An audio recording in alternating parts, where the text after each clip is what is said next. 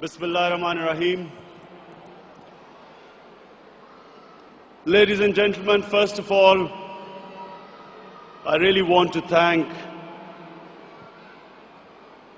the Unity, the Global Peace and Unity organization to get me here. Give me about 15 minutes to talk to you. The most important thing, the point I want to make tonight is this, that it is extremely important for Muslims to be able to convey to people living in Western countries that there is no correlation between Islam and terrorism.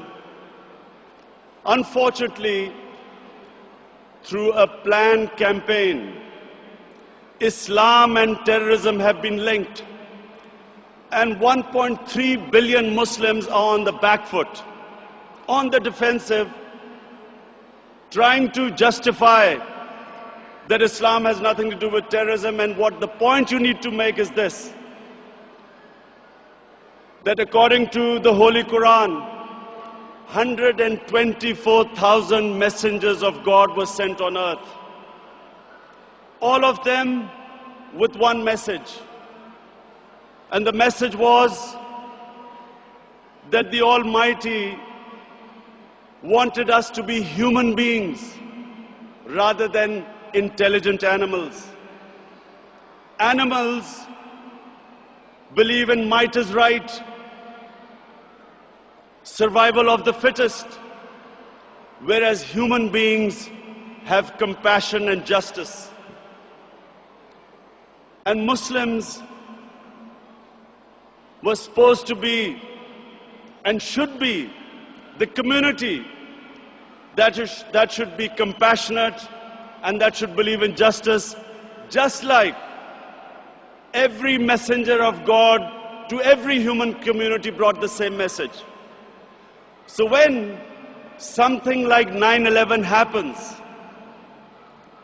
we should be able to tell those people who blamed 1.3 billion people for the acts of 18 people that terrorism knows no religion. All religions preach the same thing. And unfortunately, we do not have either the political or intellectual leadership in the Muslim world to be able to convey our point of view. So we have words like Islamofascism, like radical Islam. When Tony Blair and George Bush say that the enemy of Western civilization is radical Islam, how is the man in the street in the West supposed to differentiate between a moderate Muslim and a radical Muslim? And why is Islam the issue?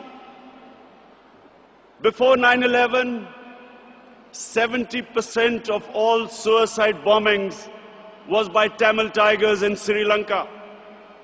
No one ever blamed Hinduism for what they were doing. No one ever said that tell the Hindu priests to tell them that suicide bombing is not part of Hinduism. So why were we on the defensive? How is suicide bombing anything to do with any religion? And unfortunately, because we did not have the leadership, and because sadly in the Muslim world, there were people who played along the game, called themselves moderate Muslims.